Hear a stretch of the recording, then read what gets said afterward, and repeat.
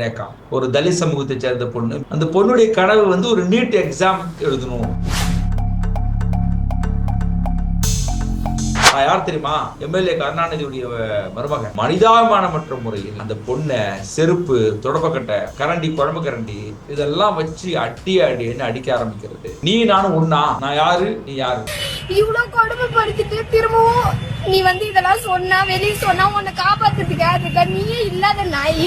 அது ஒரு ஒரு ஒரு ஒரு ஒரு ஒரு சைக்கோ மாதிரி அந்த பெண் நடந்துக்கிட்டாங்க. ஆண்டவே ஒரு சமயம் அடிச்சிருக்கான். கேரக்டர் அசாசினேட் பண்ணியும் சொல்றாங்க. அவங்களுக்கு ஒரு காதலன் இருக்கிறாங்க, அவன் எதனா டார்ச்சர் பண்ணி இருக்கலாமோ என்னவோ அப்படின்ற மாதிரியும் சொல்றாங்க. ஒரு காதலன் இருக்கிறான் அப்படின்னு கூட அவன் சொல்ல, பல ஆண்களோடு பேசிட்டு இருக்கிறான்றதெல்லாம் சொல்லப்படுது. இவரு காதலிச்சு கல்யாணம் பண்ணுவாராம் ஆண்டோ. அந்த பொண்ணு காதலிச்சா உனக்கு என்ன கேட்கிறேன் நான்? காதலிக்கிறதுக்கு என்ன எம்எல்ஏ மகனா இருக்கணும், பணம் இருக்கணும், ஊர்ல இருக்கிறவன் சொத்தெல்லாம் ஆட்டையை போடணும், அது இருந்தா காதலிப்பீங்களா? ஏன் ஏழை பொண்ணு காதலிக்க கூடாதா?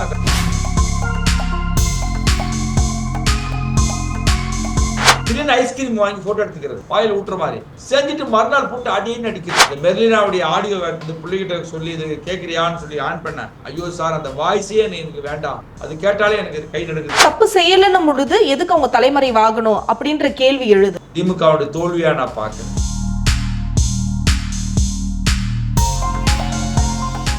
விசில் நேயர்களுக்கு வணக்கம். நான் ஐஸ்வர்யா சுகுமாரன். இன்றைய நேர்காணல நம்ம கூட இணைஞ்சிருக்கிறவர் எவிடன்ஸ் கதிர். அவரை வரவேற்றலாம். சார் வணக்கம். சார் வணக்கம். வணக்கம் சார். பல்லாவரம் தொகுதி எம்எல்ஏ கருணாநிதியோட மகன் ஆண்டோ மதிவாணன் அவர்கள் கொடுமைப்படுத்தியதாகவும், அவங்க வீட்டில் வேலை செஞ்ச அந்த பணிப்பெண்ணை கொடுமைப்படுத்தியதாகவும், சித்திரவதை செஞ்சதாகவும், காஸ்ட் ரீதியா சொல்லி இழிவுபடுத்தி பேசியதாகவும் ஒரு தகவல் வந்திருக்கு. அதை ரிலேட்டடா அந்த பெண்ணும் வீடியோ வெளியிட்டிருக்கிறாங்க, இவரும் விளக்கம் அளிச்சிருக்கிறாரு.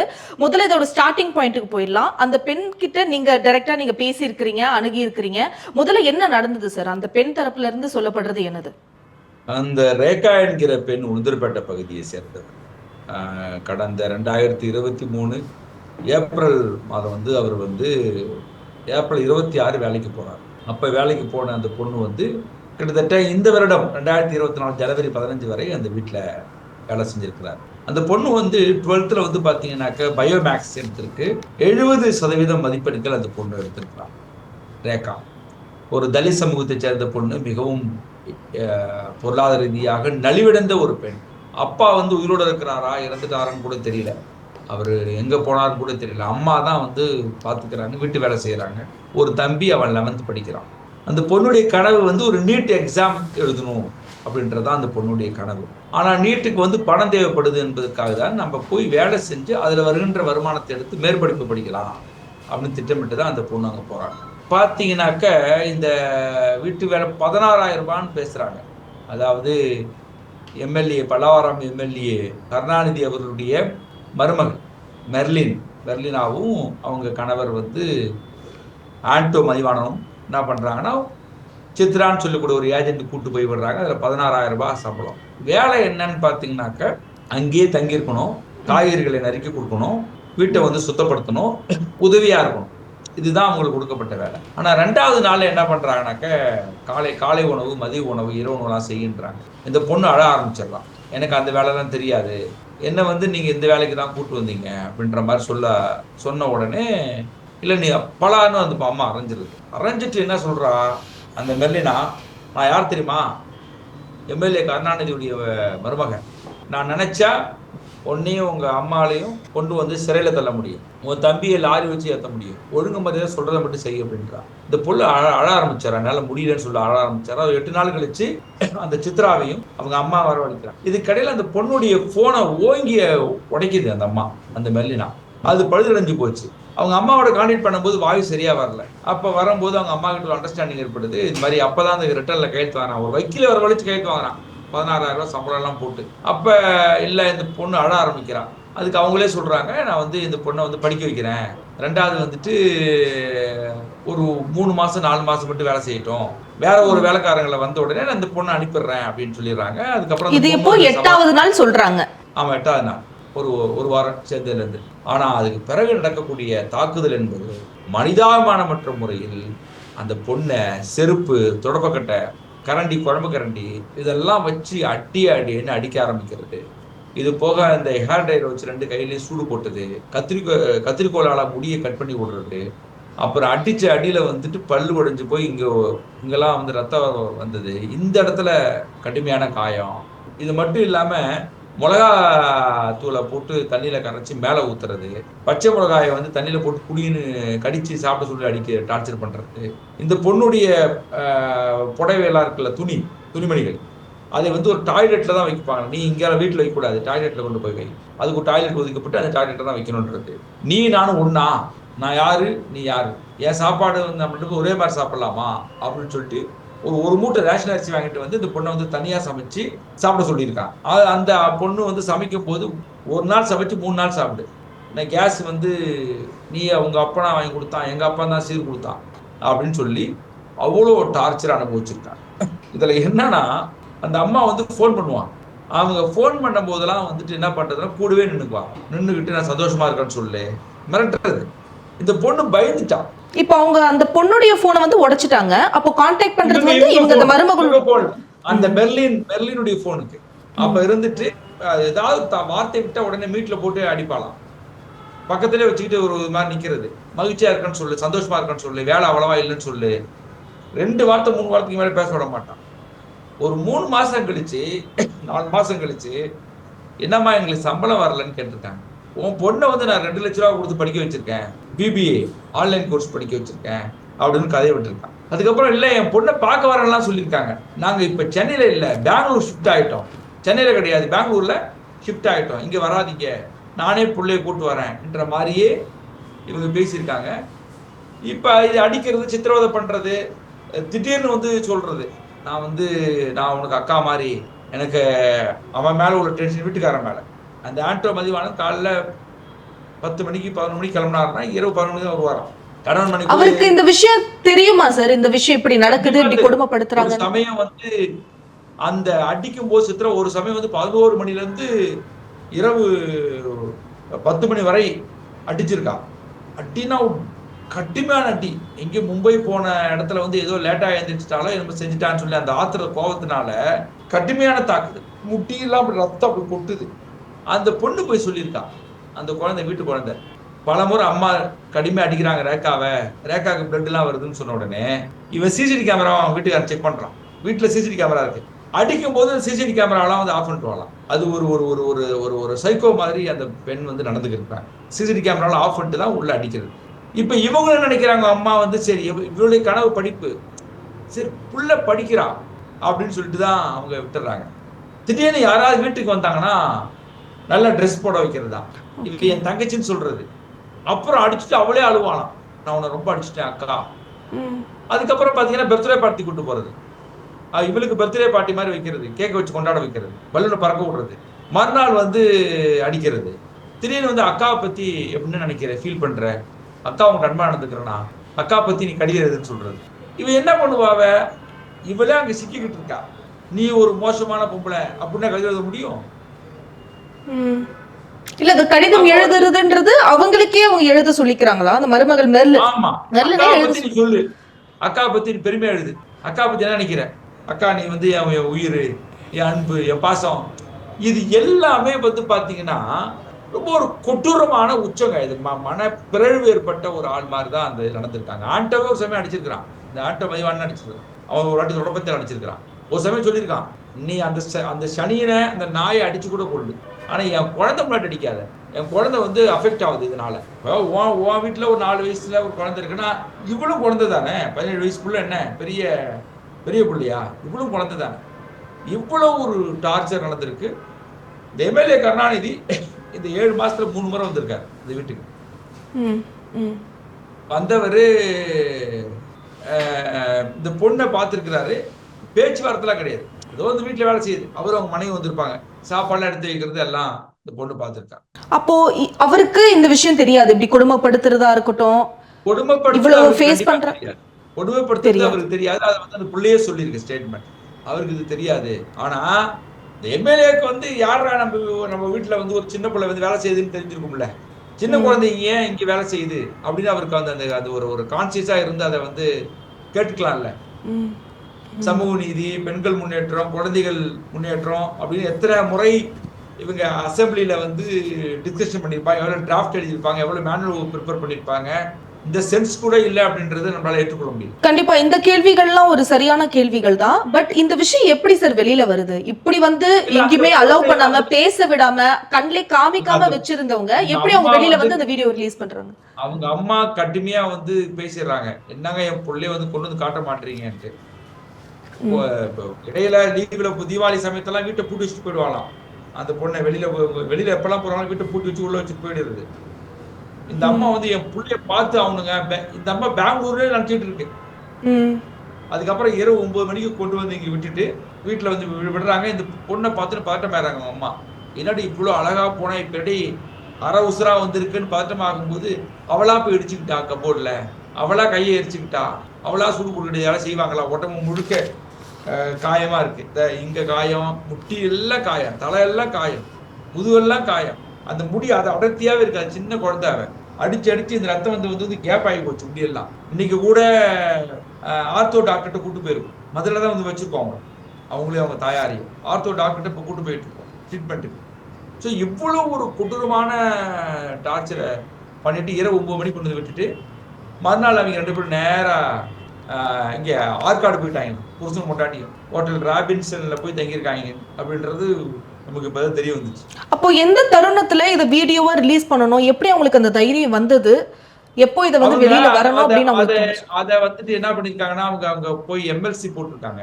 மெடிக்கல் லீகல் கேஸ் உளுந்தூர்பேட்டையில ஜிஹெச்ல போய் அவங்க அடிபட்டு பாதிக்கப்பட்டு டாக்டர் கேட்பாங்கல்ல எதனால நடந்துச்சுன்னு கேட்பாங்க. அவங்க அந்த இதெல்லாம் சொல்றாங்க, இதெல்லாம் இந்த வெப்பன்ஸ் பயன்படுத்தி அடிச்சாங்கன்னு உடனே அந்த கேஸ் வந்து மெடிக்கல் லீகல் கேஸா ரிஜிஸ்டர் ஆகுது. அங்க இருக்கிற இளைஞர்கள் வந்து வீடியோ எடுத்திருக்காங்க, என்ன நடந்துச்சுன்னு சொல்லு அப்படின்னு அவங்க எடுத்திருக்காங்க. அதுதான் சொல்லப்பட்டது. உடனே நம்ம டீமுக்கு தெரிஞ்சது, நமக்கு இன்ஃபார்ம் பண்ணிட்டாங்க. நம்ம உடனே ரெஸ்ட் பண்ணி அந்த பொண்ணு ரெஸ்கியூ பண்ணி அதுக்கப்புறம் அங்கே திருவாரூர் ஸ்டேஷன்லேருந்து போலீஸ் வந்தாங்க, 2 விமன் போலீஸ். அவங்ககிட்ட ஸ்டேட்மெண்ட் கொடுக்க வச்சு அவங்க வந்து 17ஆம் தேதி இரவு 10 மணிலேருந்து 18ஆம் தேதி விடிகால 1:30 மணி வரை கிட்டத்தட்ட 3 மணி நேரம் அவங்க ஸ்டேட்மெண்ட் ரெக்கார்ட் பண்ணாங்க. ஸோ இதுதான் வெளியில் வந்தது. அதுக்கப்புறம் நம்ம கொண்டு வந்து அவங்க கவுன்சிலிங்காகவும் சிகிச்சைக்காகவும் மதுரையில் இருக்கிறோம். ஆனா ஆண்டோ மதிவாணன் தரப்புல இருந்து ஒரு நீண்ட ஆடியோ விளக்கம் அளிச்சிருக்கிறாரு. அவர் என்ன சொல்லியிருக்கிறாருன்னா, நாங்க நல்லா தான் பார்த்துக்கிட்டோம், அந்த போட்டோ ஆதாரங்கள் முதற்கொண்டு எங்க கிட்ட இருக்கு, எழுத்து வடிவத்துல எங்க கிட்ட ஆதாரங்கள் இருக்கு, இவங்க ஏன் இப்படி பொய் சொல்றாங்கன்னு எனக்கு தெரியல அப்படின்ற மாதிரி அந்த பெண்ணுடைய கேரக்டர் அசாசினேஷன் தான் சொல்ல முடியாது. கண்டிப்பா கேரக்டர் அசாசினேட் பண்ணியும் சொல்றாங்க. அவங்களுக்கு வந்து ஒரு காதலன் இருக்கிறாங்க, அவன் எதனா டார்ச்சர் பண்ணியிருக்கலாமோ என்னவோ அப்படின்ற மாதிரியும் சொல்றாங்க. அப்படி இருக்கும் பொழுது அவங்க ஒரு தரப்புல இருந்து விளக்கம் சொல்றாங்க, ஆதாரத்தோட இருக்கு, நாங்க எப்ப ரிலீஸ் பண்றதுக்கு தயாரா இருக்கோம் அப்படின்னு சொல்றாங்களே. அவங்களுக்கு ஒரு காதலன் இருக்கிறான் அப்படின்னு கூட அவன் சொல்ல, அந்த பொண்ணு பல ஆண்களோடு பேசிட்டு இருக்கிறான்றதெல்லாம் சொல்லப்படுது. நான் என்ன கேட்கிறேன், இவரு காதலிச்சு கல்யாணம் பண்ணுவாராம் ஆண்டோ, அந்த பொண்ணு காதலிச்சா உனக்கு என்னன்னு கேட்கிறேன் நானு. காதலிக்கிறதுக்கு என்ன எம்எல்ஏ மகனா இருக்கணும், இல்ல வெள்ளத்தோளா இருக்கணும், பணம் இருக்கணும், ஊர்ல இருக்கிறவன் சொத்தெல்லாம் ஆட்டையை போடணும், அது இருந்தாலும் காதலிப்பீங்களா? ஏன் ஏழை பொண்ணு காதலிக்க கூடாதா, கருப்பா இருக்க காதலிக்க கூடாதா? அது அவ விருப்பம், உன்னை யார தலையிட சொல்றான்? இது பேசிக்கான கேள்வி. 2வது, போலீஸ்காரன் என்ன பண்ணுவான், அடிச்சு இழுத்துட்டு காயமா இருக்கும், கோர்ட்டுக்கு போகும்போது வலிக்கு வந்துன்னு சொல்லுவான் நீதிபதி கிட்ட. அவங்களும் வலிக்கு வந்துன்னு சொல்லுவாங்க. நீதிபதிக்கே தெரியும் இவன் அடிச்சுதான் காயம் வந்துச்சுன்னு. எத்தனை என்கவுண்டர்ல வந்துட்டு தப்பிக்க போனா வெட்ட வந்தா அதனால சுட்டு கொண்டுட்டோன்னு சொல்லுவாங்க பாருங்க. அது மாதிரிதான் இதுவும் உள்ள அவங்க கிட்ட இருக்கு. இது எல்லாமே திட்டமிட்டு நான் என்ன சொல்றேன், ஒரு பக்கம் அது நீங்க இந்த மாதிரி கேசஸ்லாம், இது வந்து நான் இந்த ஒரு கேஸ் 27 வருஷம் நான் அந்த மனித உரிமை தரத்தார் இந்த மாதிரி கொடூர உச்சகட்ட சைக்கோத்தனமான விஷயம் ஒரு 7-8 கேஸ் ஹேண்டில் பண்ணிருக்கேன். நான் சொல்றது எல்லாமே குழந்தைகள் சம்பந்தப்பட்டது. ஒரு கேஸ் வந்து கேரளாவில் வந்து தனலட்சுமி ஒரு பொண்ணு, நம்ம இருளர் சமுதாயம் சேர்ந்த பொண்ணு விருத்தாசலம் பக்கத்துல இருந்து போறாங்க. அங்க ஒரு ஆலுவா டிஸ்ட்ரிக்ட்ல 2 வழக்கறிஞர் தம்பதியில் அந்த பொண்ணுக்கு வேலை எடுக்கிறாங்க. அந்த பொண்ணை வந்து நாய் ஃபுட்ல தான் அடைச்சி வச்சிருந்தாங்க, தூங்க வைக்கிறது, உடம்பெடுத்து கத்தியெல்லாம் கீறுறது, சிகரெட்டு சூடு வைக்கிறது. கடைசியில் அந்த பொண்ணு செத்து போயிட்டான். எலும்பு தோலுமா அந்த அந்த புகைப்படம் இருந்தது. இப்போ நான் என்ன சொல்ல வரேன், இது வெளியில பார்த்தீங்கன்னா அந்த பொண்ணை வந்து திடீர்னு ஒரு நாள் வந்து நல்லா ட்ரெஸ் பண்ணி வாங்கலாம், திடீர்னு ஐஸ்கிரீம் வாங்கி போட்டோ எடுத்துக்கிறது, வாயில் ஊட்டுற மாதிரி செஞ்சுட்டு மறுநாள் போட்டு அடின்னு அடிக்கிறது. ஸோ இந்த மாதிரி கேக் வைக்கிறதுலாம் ஒரு அது சந்தோஷம்னாக்கா அது வந்து அதுக்கு அது ஒரு எவிடன்ஸாலாம் நிற்காதுங்க. இது அவங்களுக்கே தெரியும். அவங்க காட்டுனது எதுவுமே வலுவான எவிடன்ஸ் கிடையாது. சமூகத்துல ஒரு சிம்பத்தி கிரியேட் பண்றாங்களாம், அது எடுபடலன்னு சைலண்ட் ஆயிட்டாங்க, அவ்வளவுதான். அப்ப நாளை பின்ன இந்த மாதிரி பிரச்சனை வரும் அப்படின்றதுக்காக தான் இந்த ஆதாரங்கள்லாம் அவங்க சேகரித்தாங்களோ? அந்த ஐஸ்கிரீம் ஊட்டுறதா இருக்கட்டும், ஒரு போட்டோ எடுக்கிறதா இருக்கட்டும், நல்ல ட்ரெஸ் பிளான்டா இந்த ஆதாரத்தை சேர்த்தாங்கன்னு சொல்ல வரேன். நான் என்ன சொல்ல வரேன், இந்த மாதிரி ஒரு ஒரு ஒரு ஒரு என்ன சொல்றது, வாழை முழுக்க பரிமாறிட்டு ஒரு இடத்துல நரகலை வைக்கிறன்ற மாதிரி இது மாத்தி ஒட்டுமையா அடிச்சுட்டு 1-2 இடங்கள்ல அவன் சந்தோஷமா இருக்கிற. இப்ப ஹோட்டல் கூட்டு போயிருக்காங்க இந்த பொண்ணை, ஒரு 7-8 முறை கூட்டிருப்பாங்க, 4-5 முறை கூட்டு போயிருக்காங்க. அதுல 2-3 முறை வந்து கூட்டு போயிட்டு சாப்பிட சொல்ல மாட்டாங்களாம். நீ சும்மா உட்கார வச்சு சாப்பிட்டுட்டு வீட்டுல வந்து சாப்பிடுவாங்களாம். யாராவது கெஸ்ட் கூட்டு போனா அந்த பொண்ணை சாப்பிட சொல்லுவாங்களாம். இது தன்னுடைய ஹியூமனிட்டி இருக்கிறன்றத வந்து ஆக்டிங் அதை மட்டும் மற்றவங்களுக்கு முன்னாடி நடிக்கிற ஒரு தந்திரம். அந்த தந்திரத்தை ஒரு ஒரு ஒரு ஒரு மூமெண்டா எடுத்து வச்சிருப்பாங்க தவிர ஒரு ஒரு ஒரு அதெல்லாம் பெரிய எவிடன்ஸும் கிடையாது. அது மகிழ்ச்சின்னு எடுத்துக்க முடியாது. இல்ல இன்னொரு வார்த்தையும் சொல்றாரு, இல்ல தேர்தல் நெருங்கவிருக்கு, அதனால எங்க அப்பாவுடைய பேரை கெடுக்கணும் அப்படின்றதுக்காக தான் இந்த மாதிரியான பொய்யான அலிகேஷன்ஸ் எங்க மேல போடுறாங்க வைக்கிறாங்க அப்படின்ற மாதிரி அந்த பையன் ஆண்டோ மதிவாணன் என்ன சொல்றான்னா, ஜனவரி மாசம் 1ஆம் தேதி பால் கறிடிச்சான். அந்த ஆடியோ கேட்டீங்கன்னு தெரியல. பால் கறி விட்டாலாம். திராவிட முன்னேற்ற கழகத்துல திராவிட கொள்கையை வந்தவங்க வந்து ஒரு கட்சியை சேர்ந்தவங்க பால் கறி விட்டதுனால ஐயோ வாழ்க்கையே போச்சு அப்படின்னு அவங்க சத்தம் போட்டாலாம் ஒய்ஃப். நான் மூட நம்பிக்கைன்னு பார்க்காதீங்க, இது மூட நம்பிக்கையில் அவங்க சொன்ன மாதிரி பால் கறின மாதிரி எங்க வாழ்க்கை இப்படி ஆகி போச்சுன்னு சொல்றான் அந்த வீடியோல. ஸோ இதுதான் அவனுக்கான அறிவு. நான் என்ன சொல்ல வரேன், எம்எல்ஏ எலெக்ஷன் இருக்கிறதுனால அவங்க அப்பா பண்ற சதினா யாரு அவங்க அப்பாவுக்கு எதிராக பண்றாங்க? நீ அடிச்சியா இல்லையா, நீ சித்திரவதை பண்ணியா இல்லையா, நியாயமா இருந்தா கோர்ட்ல சரண்டர் ஆகும், ஏன் ஓடிடுற? இதான் நம்முடைய கேள்வி.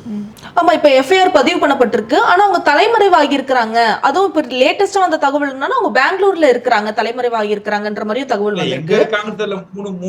மூணு படையை போட்டு தேடுறாங்க.